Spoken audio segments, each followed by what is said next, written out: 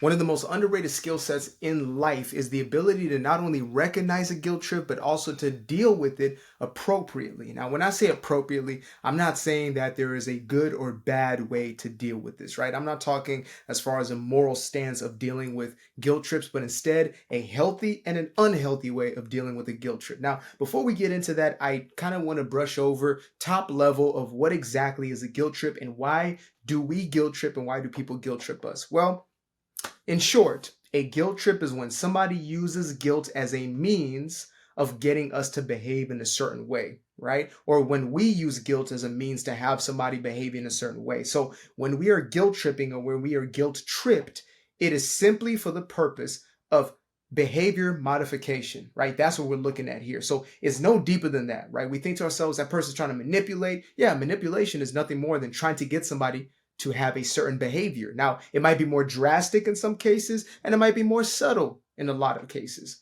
But nevertheless, it is still rooted in the desire for somebody to change their own behavior. Now, why is it important that we know how to recognize this? Well, first and foremost, it's important to recognize not only when somebody is doing it, but when it's triggered within us. When we have guilt triggered, that is a signal that we obviously have some sort of guilt consciousness. And that only comes from this belief that I am wrong or I'm doing something wrong. Whereas shame is I believe that I am wrong and something is wrong with me. Guilt is I am doing something wrong. And a lot of people have what we call a guilt consciousness. They literally move about life feeling guilty simply because they exist. Right? They always feel as if they're in trouble, they're doing something wrong, they're doing something bad. And so they're always on high alert of this guilt. And they use this guilt as a way to kind of torture, beat themselves up in reality, right? I'm not going to sugarcoat it. We're not just dealing with something that's surface level. This is much deeper than we like to give it credit for. When you have a guilt consciousness and you use guilt as a tool or a means for changing your own behaviors or hoping to change your behaviors, you're actually beating yourself or torturing yourself in the process of aspiring towards this thing that you call goodness or niceness or righteousness or whatever other title that you want to put on it. So it's important that we recognize not only when others are obviously guilt tripping us or looking to bring or evoke guilt from us, but it's more important to recognize it within ourselves. Because if we don't have guilt within, then there can be no guilt without. Now, I'm not talking about remorse here. That's what majority of us kind of get misconstrued. Remorse is when you feel bad for something in the moment, or you feel a sense of sorrow for something that you have done against another human being. And when you feel remorse, that is an indicator that, hey, you need to go apologize or do something different. I believe the greatest apology in life is the ability to change your behavior from that point moving on out, right? That is what they call repentance. It is literally changing the way in which you act for the rest of your life, or at least a majority of the rest of your life, as best as you possibly can.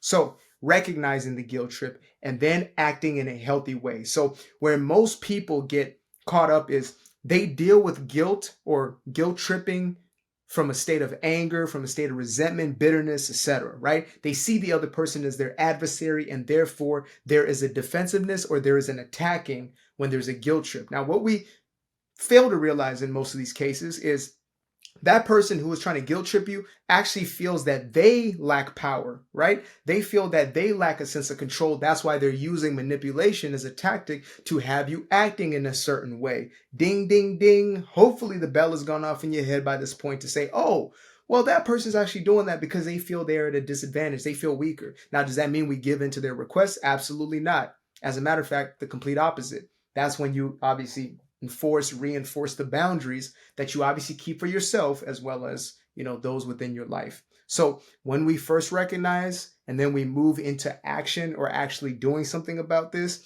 it is of the utmost importance to start to operate from a place of a sort of a healthy response mechanism, which is not to ignore or deny or neglect. That's not what we're talking about here, right? We're talking about addressing it, seeing it for what it is, but seeing through it, right? This person is using this as a means to get what they want. So if your mom is telling you, you haven't visited me in years, you never come to see me, or maybe you have a partner or a spouse who tells you never, you never do nothing nice for me. I'll do all these things for you. Why don't you ever do nothing nice? Or you don't ever stay at the house. You're always out with your friends. Whatever that guilt trip may be, whatever airline they're using for their guilt tripping, At the end of the day, they're looking to get some behavior out of you that's going to perceivedly make them feel better. I don't even know, is perceivably even a word? I don't think that's even a word, but we just made that up today. So now it's a word.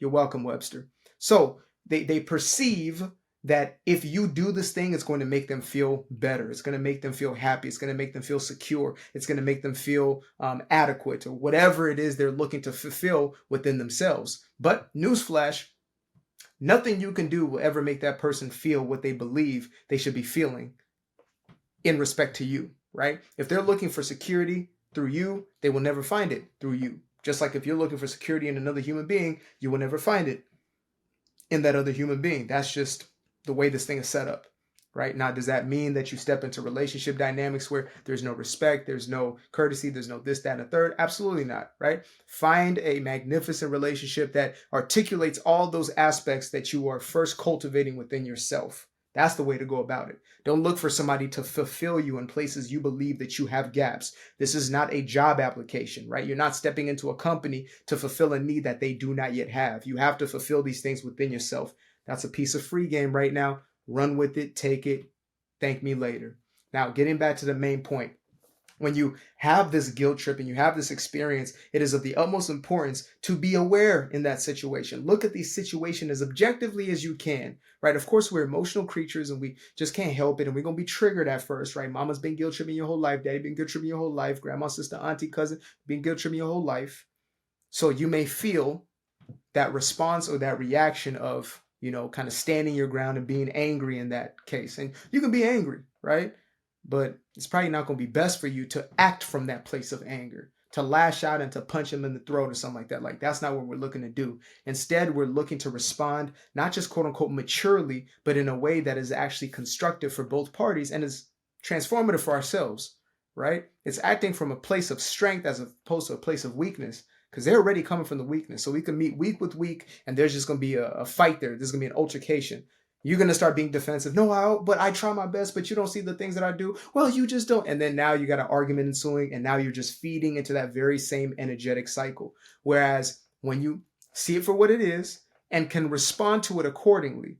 Now, again, I can't tell you responses. I'm not one of these, it's like these dating coaches who tell you, say these words, and these are the 3 key words that are going to unlock this thing from that person. Nah, that's not how I roll. I'm not going to tell you no key words. Humans are humans, and yes, we have a propensity towards, certain things psychologically, and you can trigger certain things by saying certain things, but that's not what we're aiming for. We're not aiming for manipulation on manipulation. We're aiming for a genuine response. So you can say, obviously, like in my situation, right? Okay, I can tell that, maybe it hurts you. You feel as if this, that, and a third is the case, but this is honestly not the case, and this is where I stand. And you stand your ground in that, right? I believe that, I am doing this and that, and I have these things going on. And I'm not saying you have to defend yourself. You're not coming from a place of explaining yourself, because you've been bad or you've been guilty. That's not what we're talking about. We're talking about, look, this is where I stand. This is my perspective, because they named or they articulated and communicated their perspective. Now, if they're too immature to hear your perspective out, that's the type of situation you may have to step away from. Okay, I can see that you're obviously not ready to have this conversation right now, right? That's where I would be coming from. It is evident that this person is not able to communicate in a healthy way. And if that is a pattern, then I now make a decision. I now make a conscious choice whether or not to continue that relationship dynamic. So long as I know I'm coming from a healthier and healthier place, right? I'm not coming from that place of being, defensive or aggressive because I feel I am being encroached on or attacked, because I'm really not. They are literally just claiming where they feel they're deficient or where they feel that, they're not being loved, which isn't the truth. That's just how they feel. That's their perception. And so if you can see through and look at the perception that they have and essentially empathize, because you understand that in yourself, there are times you felt the same way or times you do feel that way.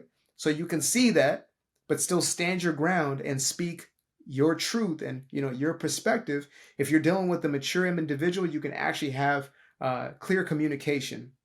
Now, communication wise, I'm probably going to start making more content around, communicating in these relationship dynamics. And I've gotten quite a bit of experience doing this in a multitude of different facets.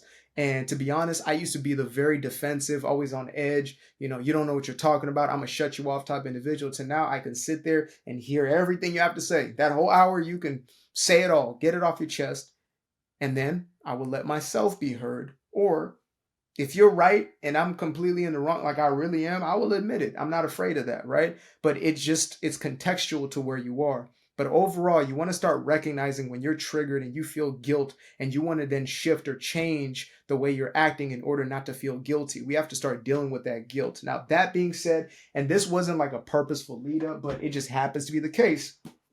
I have written my first book, my first published book. That means it's published into the world, Craig, the world, which is Doing Me Guilt-Free, breaking free from people pleasing and unleashing your true personal power. This right here is, as I've said 1,000 times over, the book I wish I had when I was a 7-year-old, 17-year-old, and now a 27 and on, right? This is a powerful, powerful book that will help to unincarcerate you from the shackles that you've placed on your own mind. So make sure to get yourself a copy of this. I'm going to leave that link in the bio description below. But for everybody else, before you get your copy, you don't have to go through life offended. You don't have to go through life completely triggered by everything around you. There is healing, or as I call wholeness, to be experienced once you recognize that you are truly in control. Period. Peace.